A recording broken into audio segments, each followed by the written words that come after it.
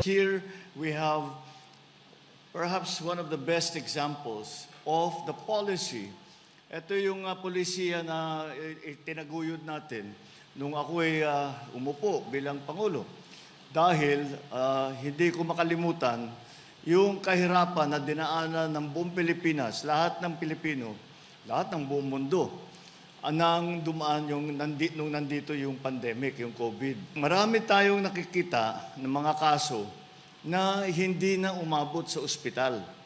At dahil walang specialty hospital na kagaya nito, walang malaking ospital, at kung meron mga ospital na malapit, puno na. At meron mga namatay na kung may ospital lang sana, ay baka nabuhay pa. What are the lessons that we have learned in COVID? The most important hospitals in diagnosing, researching something like COVID that we didn't know. So what we are doing now, ganito nga ang polisiya, isa sa bagong polisiya ng Department of Health, ay inutos ko sa kanila, matuto na tayo, maglagay tayo ng specialty center sa iba't ibang lugar.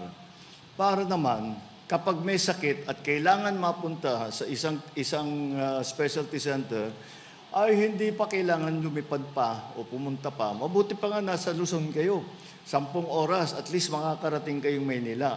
If you're in the Visayas, nasa Mindanao, how do you expect to get yourself to may sakit na nga? Yun na nga, kagaya yun ang sinasabi ko.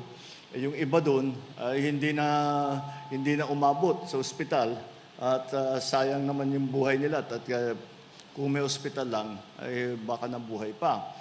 Kaya ganito na ang aming polisiya, magtatayo tayo ng specialty centers. Kasama dito sa center, sa specialty center na ito, ay yung mga pasyente ay kasama sa zero balance billing. At ang ibig sabihin zero balance billing, dahil nagko-contribute ang DOH, nagko-contribute ang PhilHealth, at saka yung lahat ng mga MAIP na ginagamit din.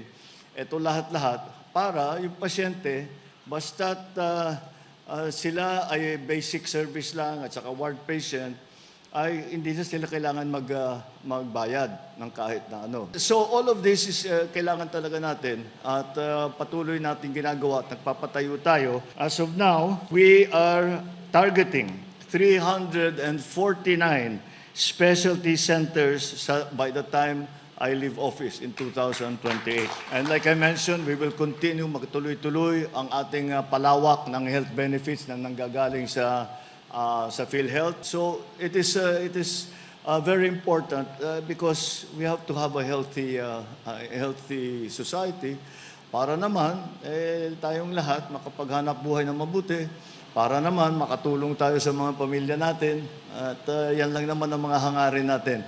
Kaya asahan ninyo na ipapagpatuloy namin lahat ng programa para sa kalusugan ng ating mga kababayan, ng lahat ng taong bayan ng Pilipinas.